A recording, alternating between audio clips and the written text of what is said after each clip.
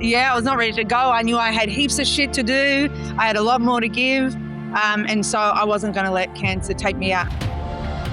This is the Deep in the Weeds podcast. I'm Anthony Huckstep.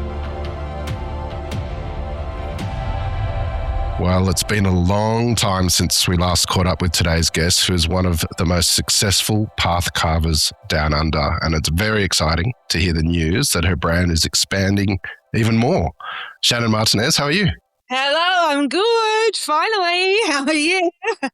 I'm really good, and I feel really bad. I feel like it's been so long since we've had you on the show, and it's really exciting to get you back on.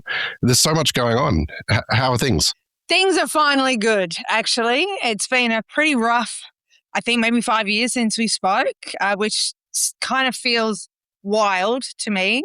But yeah, it's been the most hectic time in my life, hands down. Ups, downs, far more downs than ups. But we're at a point now where we're at the up. So that's all I'm focusing on.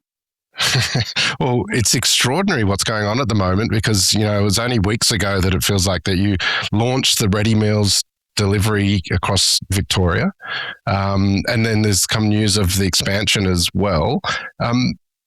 Tell us what's going on this year. Well, I mean, if anyone knows me even a little bit, anything to do with me doesn't happen in halves or quarters. It happens tenfold, whether it be sick or work or whatever it is. It's just 10,000%, you know. So I have managed to get a business partner in and an investor, and her name's Kelly, and she's an incredible woman.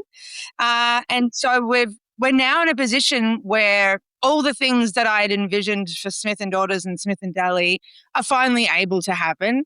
And not only happen, but happen so fucking quickly that it's all happening at once.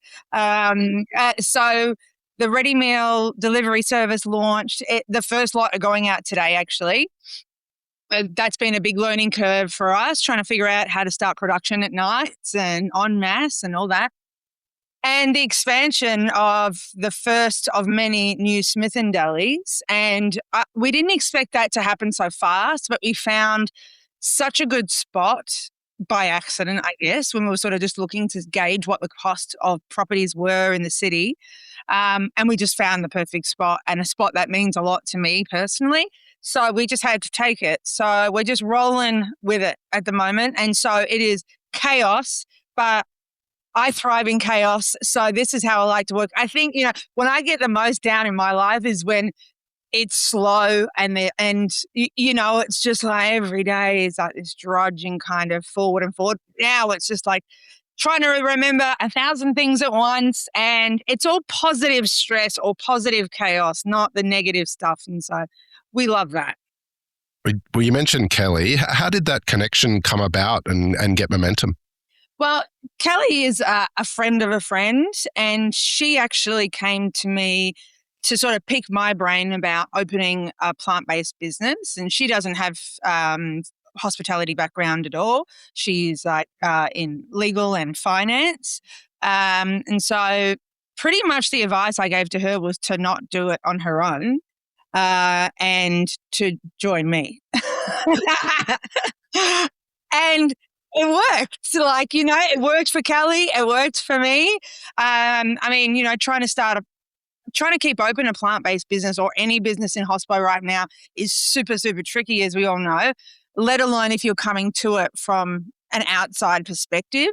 So I think for Kelly, it gave her the opportunity to come into something very established and sort of, you know, up the top in terms of recognized plant-based brands in the country. And, you know, we're 12 years under our belt already. So it worked for the both of us. And so I was very close to closing down the businesses, like very, very close. I just, you know, all the tricks have been played. All my money had been drained. I was sort of like running out of options to keep this thing afloat. So the world aligned for me in a positive way for the first time in a very fucking long time. So someone's finally looking out for me.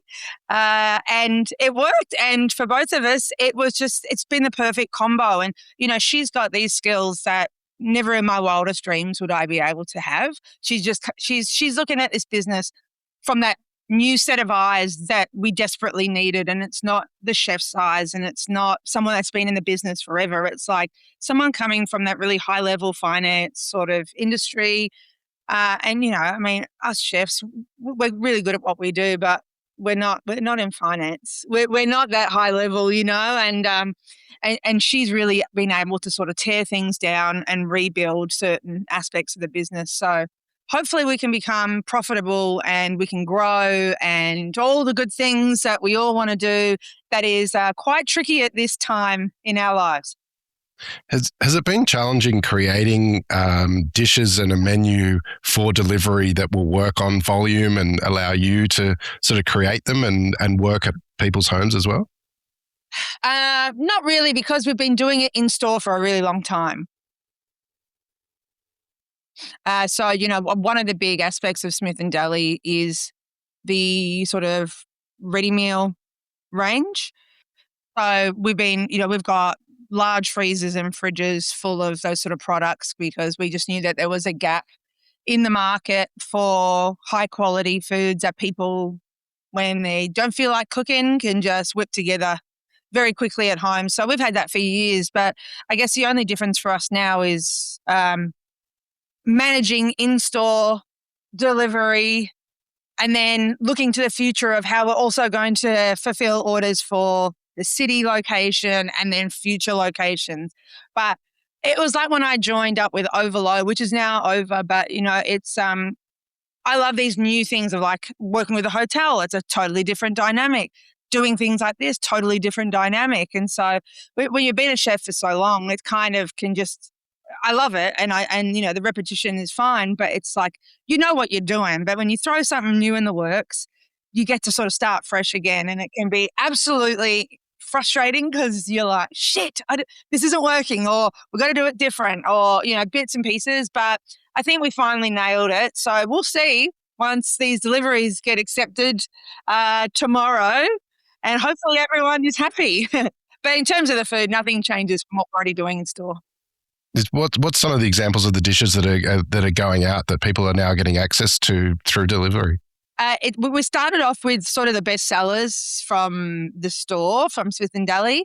So, and I think you look at any meal service, it's kind of always the same. People want these same comfort meals. So your lasagnas and your shepherd's pies. We've got chickens, egg salads, so people can make their sandwiches at home. We're also offering like grocery lines too. So cheeses and sort of ingredients that are used in plant-based cooking that like we're delivering all through Victoria, like to Wodonga, like everywhere. And we understand fully that it's not super easy to get good quality stuff everywhere, especially probably in the regional areas. So we're trying to equip people with, like a source that they can order from, and whether it's making recipes from my books and they can't find certain ingredients where they're from or whatever it may be. We're doing a bit of in-house, we're doing a bit of grocery. We're, sort of cauliflower cheese bakes, all those sort of things, really homely stuff. And we kind of want to give people a dish where they can throw something in the oven and just whip a salad together and dinner is done. Because, for people that aren't vegan, that's a very easy thing to achieve. You can pretty much go anywhere and find something very good quality that you can do that with and be somewhat lazy with dinner and still have a good feed. But for the vegans or people trying to eat more plant-based, that's kind of a bit of a trickier feat. Yeah. But tell us a little bit about the new site. Is it an opportunity to, what's the approach? Are you doing things a little bit different there? Will the model be the same? Is it like, what happens when you find a new site and have this adventure? Well, the city location is going to be focused more on the cafeteria, which is what we started the new Smith and Deli with, but it didn't kind of work out there. And I think that's because it's more it's sort of in a spot where people live as opposed to the city where people are mostly coming into work. So I think for the city, that whole idea of being able to come in and get really beautiful, fresh food of your choice in like 1 minute will be super valuable for those people that are kind of on a time crunch for lunch, with a rotating offer. So more than just sandwiches, and we obviously will have sandwiches because that's kind of the bread and butter of Smith and Deli and has been for 11 years. But I'm going to reduce that range a bit and bulk out with cafeteria items. So that'll be super seasonal and beautiful soups with gorgeous breads in winter and all your beautiful roasted veg salads, and you'll have mains to choose from. So kind of like that, choose a main, choose a couple of sides. Every day can be something different. And I think for the city dynamic, that would work really well. And we'll still have a selection of meals that people can take home because we're right next to the new metro station, Nick Flinders Street. So the idea of being able to sort of swing past on your way home, grab a couple of pieces to be able to take and just heat in the oven when you get home, I think will be really useful for people and something that the city's kind of lacking. What's the response been like? Because your venue is such a destination for anyone traveling to Melbourne, but let alone the people that live there. But now this greater access, like what sort of impact is it having on people? People are really excited. I think people are just excited because we've all wanted to see this business grow. It's been such a long time. So for once, the feedback has been purely positive. So that's really nice. I'm always bracing myself, waiting, but it's been awesome. And I think everyone's just ready for it. And it's a really hard time for vegan and plant-based businesses globally, I think. We obviously saw this huge peak in vegan food and dining kind of in that 2015, 16, 17 time. And then at the moment, it's kind of come back down again and everything peaks. Everything, it's always that sort of up and down. We're kind of in a bit of a lull at the moment. And it's not to say that there is less vegans, but it's just things go up and down. It's just like everything. So we've lost a lot of great plant-based businesses everywhere. So I think to see something growing and to see something actually opening for a change as opposed to closing is a really positive sign, and hopefully will sort of make people feel assured that you're still going to be able to find good food. We're still here. We're still doing our thing. We're growing. We're getting bigger, and we're committed to the bit. What's it like for you sort of being renowned as, the one at the forefront, the path carver for vegan food and its accessibility and also its high quality as well? Does that come with a lot of pressure, or like how does that feel, having that on you? Yeah, I mean, I obviously never set out to do this. The whole start of this was that too many punks were asking me for vegan food at the East Brunswick Club. That was what started it. It was never some mission of mine. And then I kind of got bit by the excitement of like, oh, what else can I make that's normally meat? Or what else can I make vegan? And there was never some grand plan of becoming the poster girl of vegan food, I can tell you that. But I'm glad it happened because it's never not a challenge. It's consistently figuring out ways to make things better, to improve, try to raise the bar on plant-based food. So I feel proud in the way that I think what the businesses have done is really set the stage to allow people to come up and to grow the plant-based food movement in general in this country, because it really wasn't much before. So I think it was just a good launching pad for a lot of other people to start coming up to. And for other restaurants to sort of take vegan food more seriously. Like I think, before Daughters and the Deli was sort of around, it was pretty hard to find decent vegan options in any restaurant. And now you're more often than not going to find pretty exceptional vegan options in most restaurants, I think, these days. And that was not the case before we opened the doors at Daughters. Well, thank God you went down that rabbit hole and explore the opportunities there. Was there a sort of a moment or a really challenging creation that you had, in regards to vegan food, whether you were replicating a meat dish or something that really was a spark for you? as in the spark that was a positive one and made me upset. Yeah.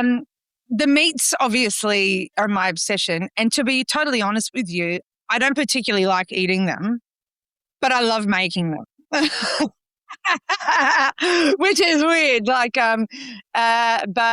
the challenge of it is crazy, and the process behind it, and the ADHD hyperfixation on making seitan is so real. Like when I get in the zone of right, we're figuring out how to make mortadella, it lasts for days, and I turn into some flour-drenched hermit that literally is like around the house stretching gluten. Just be like, you wouldn't want to come around. I look like an absolute freak. I've got like food colorings all over my hands to get the right color pink, and there's olives popping out everywhere.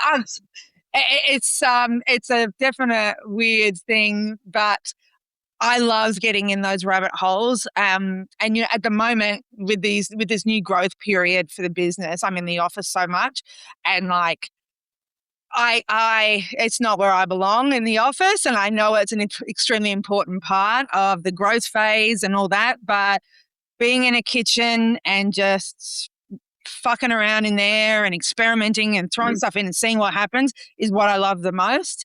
And so we're almost getting to the point where I can start going back into my cage and get back to it. Well, you've had extraordinary health challenges over the last couple of years. What helped you get through that sort of adversity? What was the sort of drive to get to where you are now? But just not dying was the drive. Literally. I would love to tell you that I had some epiphany or was something, or it was my business it was none of that shit. I just didn't want to die. I was not ready to go. Yeah, I was not ready to go. I knew I had heaps of shit to do. I had a lot more to give. And so I wasn't going to let cancer take me out. And that's a stupid thing to say, because it's not really up to me if it takes me out or not. But I wasn't going to go out without a fight. And I fought my absolute ass off twice. And then after the cancer, I got a brutal infection that was almost worse than the cancer, actually. And that put me in hospital for a month. And that was like, 4 surgeries in 6 days. And the infection came from gardening. And that was my downtime during being sick. And it actually came because my immune system was so bad that something in the dirt gave me an infection. And yeah, yeah, I know. I was up in Sydney for work with Ovolo, and then my chest just tripled in size, and I was like, yeah, that's not good. And so I had to go to the emergency ward in Sydney, and then they were like, you need to get back down to the Peter Mac Hospital in Melbourne. Drove myself from the airport to the hospital and stayed there for nearly a month. So, but there have been no health issues now for well over a year. It feels great not to be dying or to be sick. We love that. I got my energy back. My hair is finally back. I lost it, 2.5 times, I guess. I lost a lot of it when I got the infection. So she's coming back. It's curly this time, so something new. Trying to learn all the curly hair routine, curly girl routines, whatever it is. On YouTube, I watch some channels on that and try and learn how to deal with my new hair. But yeah, it's good to be back. It's good to be back. Yeah, it took a bit to wind me back up, but we're here now. So, well, it's very exciting, the journey that you're on at the moment. How does it feel for you? This sort of, you're on the verge of really exciting stuff and expansion. How are you feeling about it? I just hope it lands. I hope it works. You can put your 100% passion into it, but you got to make sure it hits with the customers and the communities around you. So I hope everyone is along for the ride with us. I think they will. We did a lot of market testing, and we did see that even though the vegan or plant-based sort of movement seems to be in a bit of a dip at the moment, the fact is still that, over 50% of people sort of identify as like either a pescatarian or a vegetarian, or, they're still trying to eat less meat. And so while people aren't going like hardcore, more people now are very aware that eating meat all the time is not the way to go. And so as a whole, much more people are eating a lot more plants. And so I think there is a big place now for them to, a space where people can go and get really substantial, hearty, beautiful food that isn't reliant on meat or dairy. So I think, we've never particularly targeted vegans as our demographic. I always wanted to broaden that market up and sort of show people what it can be like. So I think there's a big space for the deli to provide that for people. So, if they maybe even don't know how to make delicious plant-based food, just come and have lunch with us and we can tick that box for you, and then you can go home and make whatever it is you're making for dinner. But at least you made a good choice at lunch, Progress over perfection. That's what we're after. Well, Shannon, it's amazing to catch up with you and very, very exciting to hear the news of the expansion. I can't wait to see how it unfolds. And so please keep in touch. We'll catch up again soon. Oh, I will. Always nice to talk to you. This is the Deep in the Weeds podcast. I'm Anthony Huckstep. Stay tuned as we take a deep dive into the lives of the incredible people who ply their trade in the food and hospitality sector. Special thanks to executive producer Rob Locke for making this all happen.